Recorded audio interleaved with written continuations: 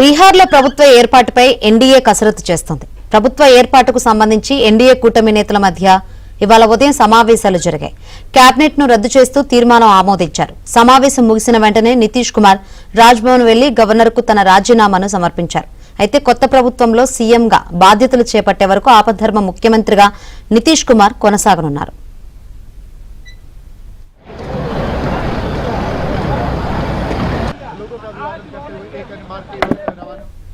మరోవైపు పాట్నాలోని గాంధీ మైదానంలో ఈ నెల 20న బీహార్ సీఎంగా నితీష్ కుమార్ ప్రమాణ స్వీకార కార్యక్రమం జరగనుంది.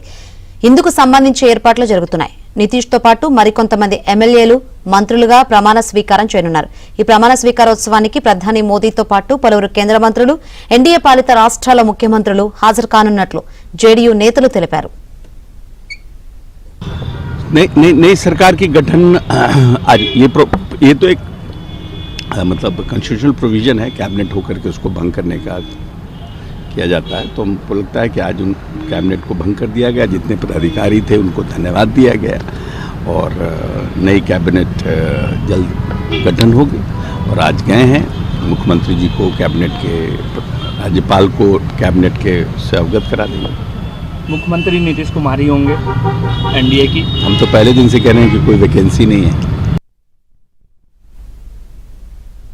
బీహార్లో ప్రభుత్వ ఏర్పాటుపై ఎన్డీఏ కసరత్తు చేస్తుంది. నితీష్ కుమార్ 20న ప్రమాణ స్వీకారం చేయనున్నారు. మరిన్ని వివరాలు అందించేందుకు మా ఢిల్లీ ప్రతినిధి సతీష్ సిద్ధంగా ఉన్నారు. సతీష్,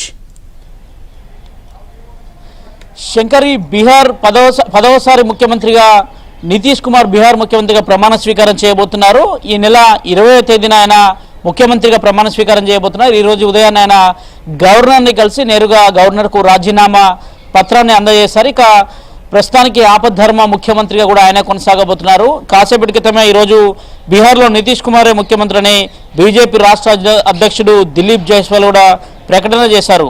రేపు ఎన్డీఏ ఎమ్మెల్యేలతో కూడా సమావేశం జరగబోతుంది. సమావేశంలో ముఖ్యమంత్రి అభ్యర్థిగా కూడా నితీష్ కుమార్ని ఎన్నుకోబోతున్నారు. ఇదే అంశానికి సంబంధించి పూర్తిగా కూడా ఇప్పటికే ఏర్పాట్లు పూర్తి చేస్తున్నారు.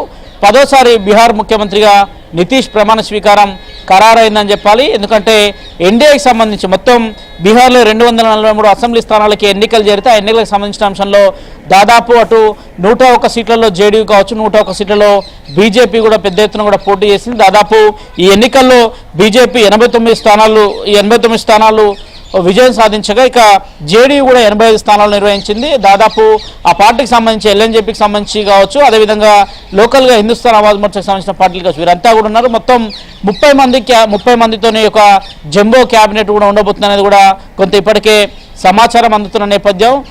20వ తేదీన నితీష్ కుమార్ యొక్క ప్రమాణ స్వీకారానికి దాదాపు ప్రధాని మోదీ, కేంద్ర హోంమంత్రి అమిత్ షాతో పాటు ఎన్డీఏ పక్షాలకు సంబంధించిన కీలక నేతలంతా కూడా హాజరు కాబోతున్నట్టు కూడా సమాచారం అందుతుంది. అందుకు భాగంగానే ఇప్పటికే ఏర్పాట్లను కూడా పూర్తి చేస్తున్నారు. అయితే గతంలో కన్నా కానీ ఈసారి పెద్ద ఎత్తున మెజార్టీ కూడా అటు ఎన్డీఏ కావచ్చు, బీజేపీ పక్షాలు కూడా సాధించారని చెప్పాల్సి ఉంటుంది. మొత్తం 243 అసెంబ్లీ స్థానాల్లో 202 స్థానాలని కూటమి ప్రభుత్వం సాధించింది. అత్యంత పెద్ద మెజార్టీ సాధించింది. కేవలం ఆర్జేడీ 25 స్థానాలకు మాత్రమే పరిమితమైంది. అక్కడ కాంగ్రెస్ కేవలం 5 స్థానాలకు మాత్రమే పరిమితమైంది.